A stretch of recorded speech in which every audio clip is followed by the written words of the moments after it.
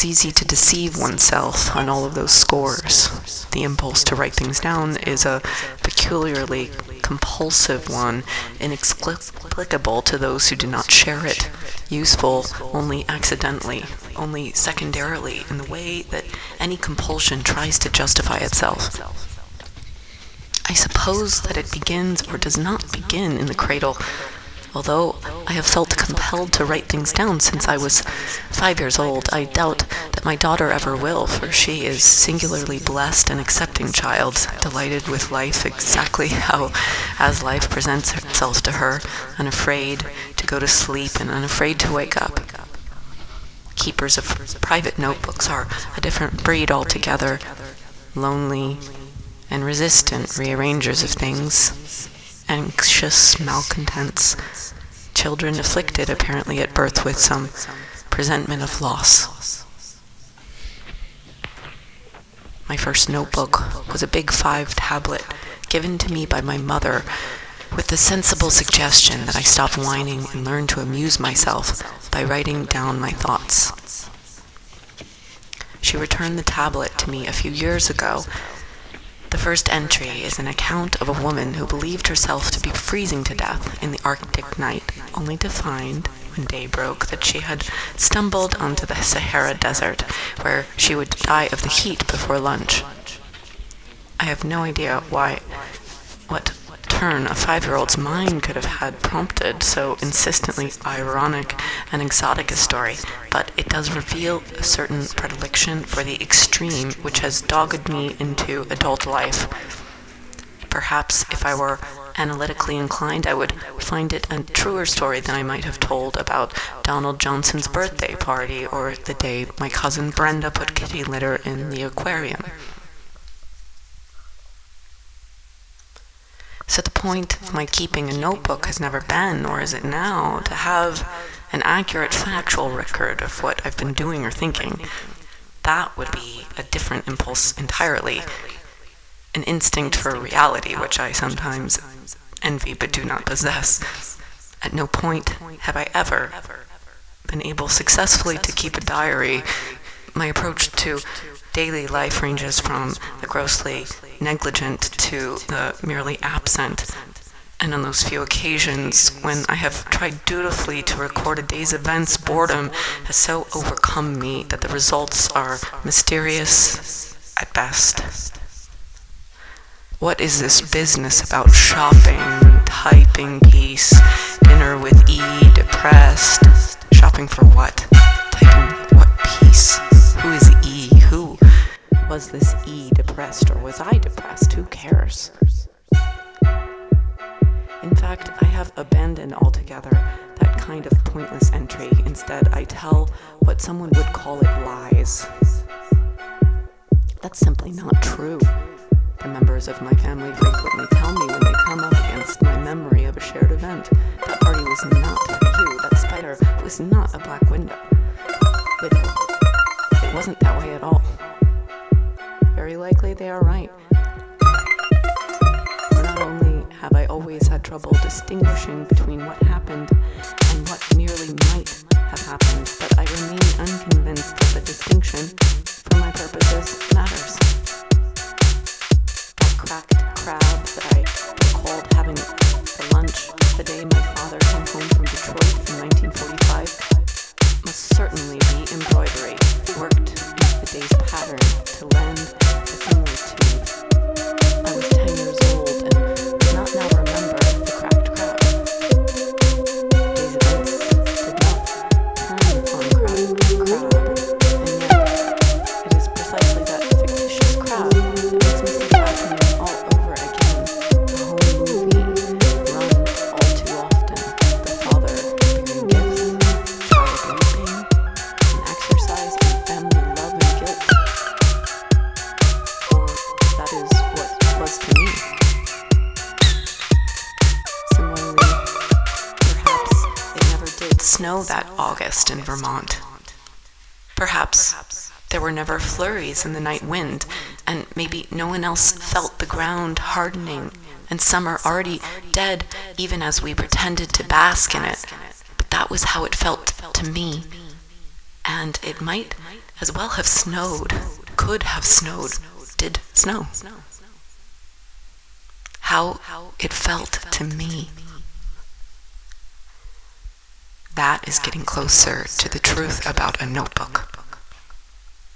I did sometimes delude myself about why I keep a notebook, imagine that some 30 virtue derives from preserving everything observed. See enough and write it down, I tell myself, and then some morning when the world seems drained of wonder, some day when I am only going through the motions of doing what I am supposed to do, which is right. On that bankrupt morning, I will simply open my notebook and there it will be, a forgotten account with accumulated interest, paid passage back to the world out there, dialogue overheard in hotels and elevators and at the hat check counter at the pavilion. One middle-aged man shows his hat check to another and says, "That's my old football number." Impressions of Betta Appicer and Benjamin Sonnenberg and Teddy, Mr.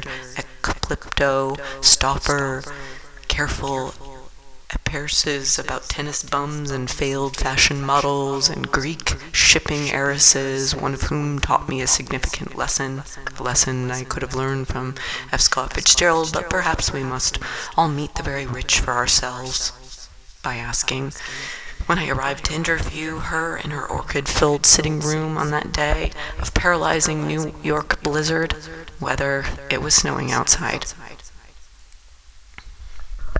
I imagine, in other words, that the notebook is about other people. But of course, it is not.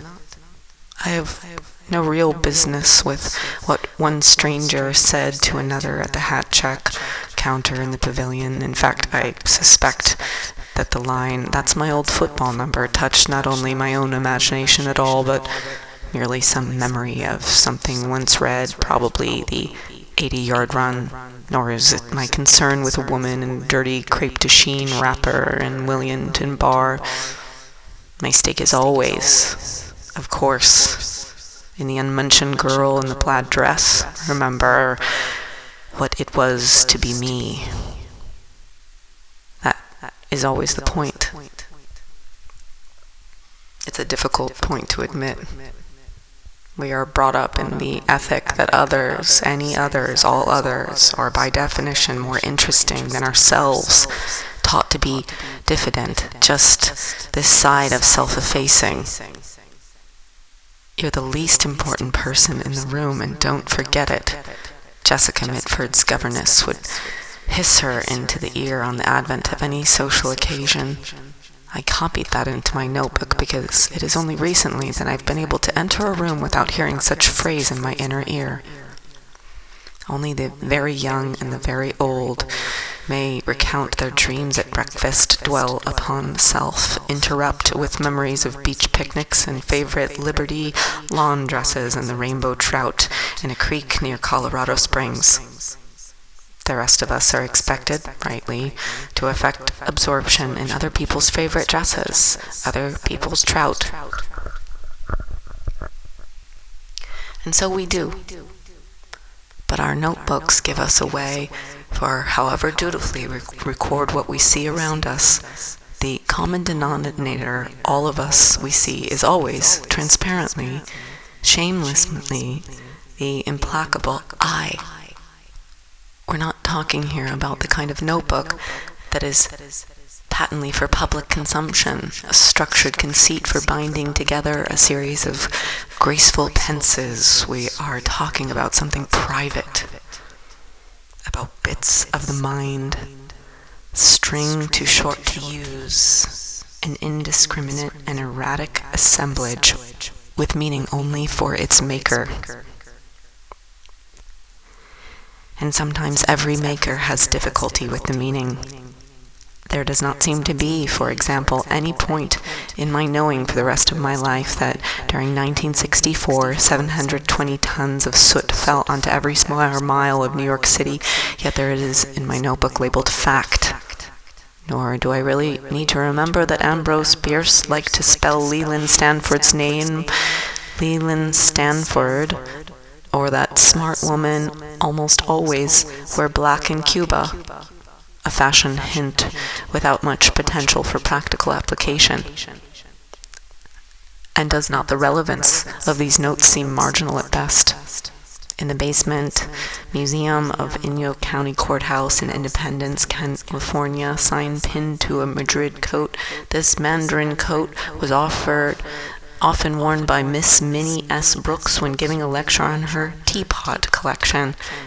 Redhead, getting out of a car in Beverly Wilshire Hotel, chinchilla stole, baton bags with tags reading Miss Lou Fox, Hotel Sahara, Vegas.